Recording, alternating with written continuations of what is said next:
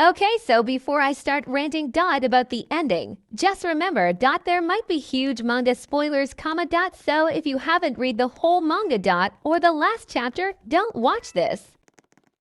Alright, now that the spoiler is out of the way, I have two very different opinions on the ending. First, a biased, personal opinion, and second, a general opinion. By biased opinion, I mean although everybody else who had a bond with DNJI done single quotes T in the ending, I just only really loved Denji and Power's duo. Like the whole time I was reading the manga, I just hoped Power would come back. But this is most probably because I wasn't attached to anything in the manga part to storyline while reading. But most people were I mean it was a whole different story something Makima didn't control. And all that happened just to go back to the beginning.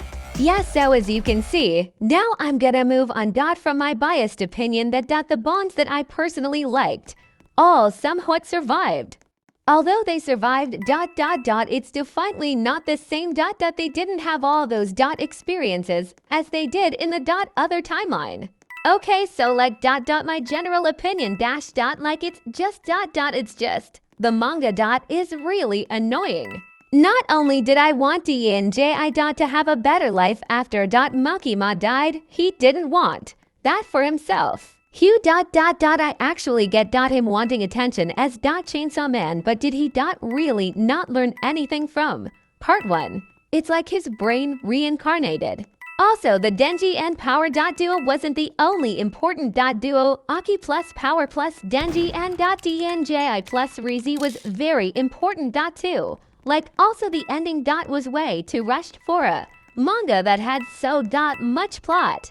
Honestly, if the ending was going to turn out like that, even if Fujimoto hadn't planned it at the time, there was no need to showcase so much plot. It could have stayed a mystery like the Four Horsemen that had to have their own personality. I mean, of course, I get Makima, Naida, and Issa but there was no need for arcs like the Falling Devil arc or the Chainsawmans Church arc just for symbolism.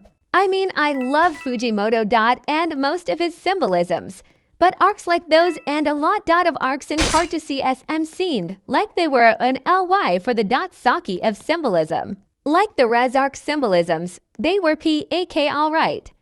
But part to I really hope most of it doesn't even get included in the anime. Like my poor Asa was just used for symbolism when she could have been used for so much more. Legit one of the most RELATAB characters alongside Kabeni. The ending is great and all, but couldn't it have gotten to that point earlier in the manga instead of all those symbolisms?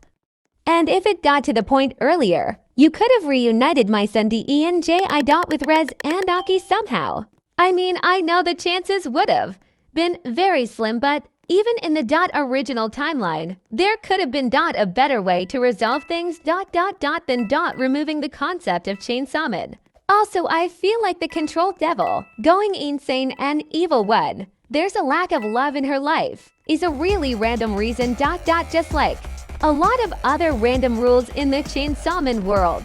Anyway, I did personally like the ending.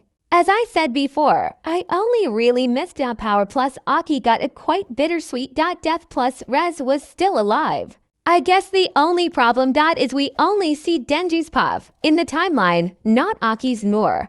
Rez's plus the end could single quotes dfinetly been better, or continued, and the plot death could have been shortened. My Gainums 3.